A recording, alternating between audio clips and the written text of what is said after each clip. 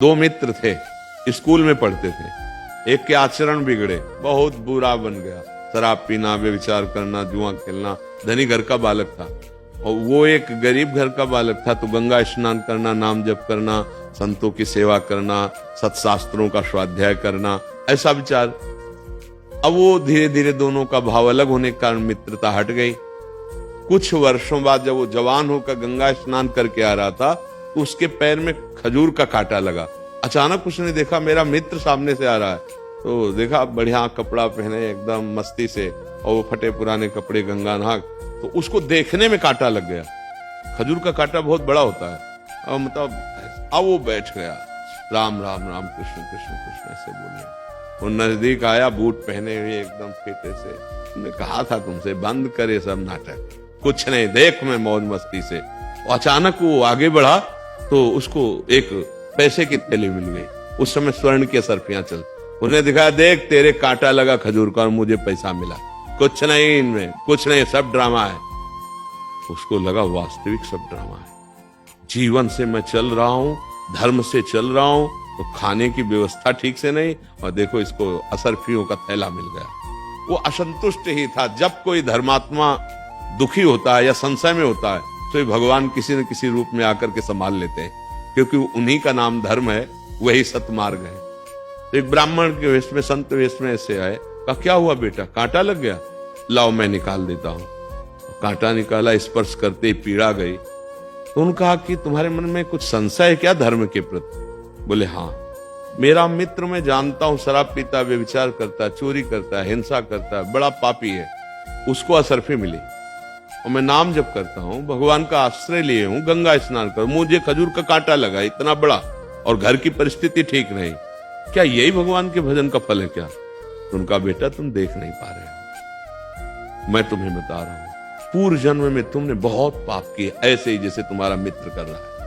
इस जन्म में तुमने गंगा स्नान और पुण्य कार्य किया, तुम्हें इस जन्म में सूली की सजा मिलती। सूली की सजा खजूर के कांटे से खत्म हो गई। अब तुम्हारे पाप नष्ट हो गए, पुण्य का नंबर आ रहा, तो इस लोक और परलोक सब जगह सुख भोगोगे, क्योंकि तुमने अच्छे कार्य किए।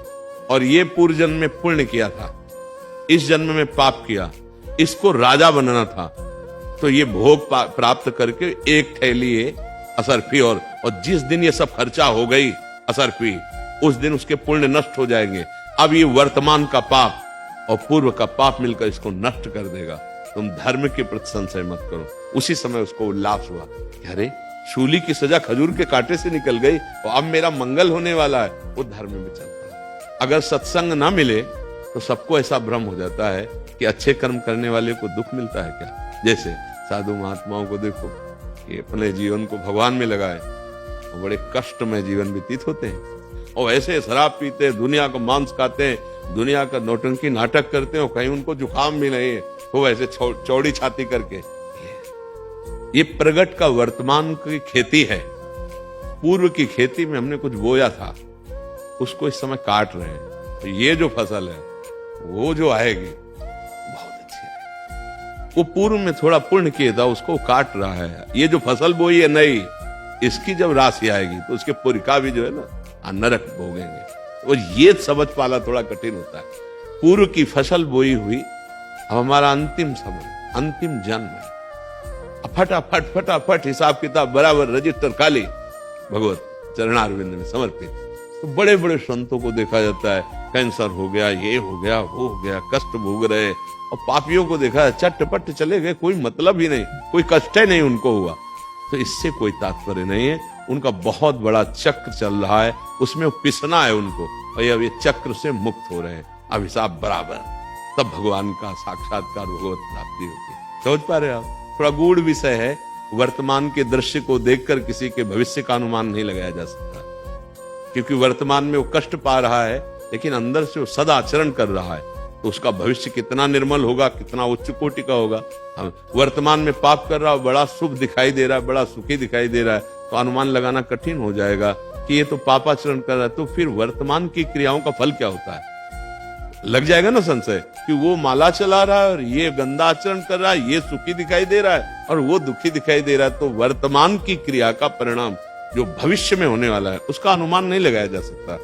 वो तो अनुभव गम्य है, और वो संतों के वचनों के अनुसार ही हमें दृढ़ विश्वास हो सकता है, नहीं तो बड़ा भ्रम हो जाएगा। हाँ, एक मेहनत करता है, फसल बोई, चौपट हो गई, और एक दूसरे के बच्चे का अपहरण कर लेता है, इतने रुपए दे नहीं तो इसको गोली मार देंगे, रुपए पहुंच जाते हैं, बड़ी मौज मस्ती से इस होटल उस होटल में घूम, कितने दिन। ऐसा नहीं कि परिणाम इससे बच जाएंगे, परिणाम यहाँ का तो ब्याज होगा, मूल भोगना पड़ेगा, नरक आदि, और फिर अन्य नीच योनियों में जाना पड़ेगा। इसलिए बच्चा कभी ऐसी बातों में संशय न करे, कभी ऐसी अपनी आस्था और आस्तिकता को हिलने न दे। हमारी आस्था बड़ी दृढ़ होनी चाहिए कि धर्म और अच्छे आचरण का फल अच्छा ही होगा, अधर्म और बुरे आचरण का फल बुरा ही होगा, आज नहीं तो निश्चित कल पक्का होगा, इसमें संशय नहीं करना चाहिए। समझ पा रहे हैं आप?